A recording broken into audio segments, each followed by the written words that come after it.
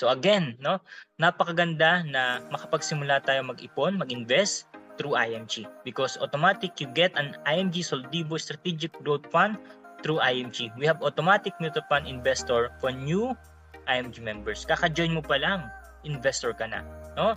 Yung 1,000 mo from your membership, no, will serve as your initial capital for your mutual fund investment, no? And just add 20.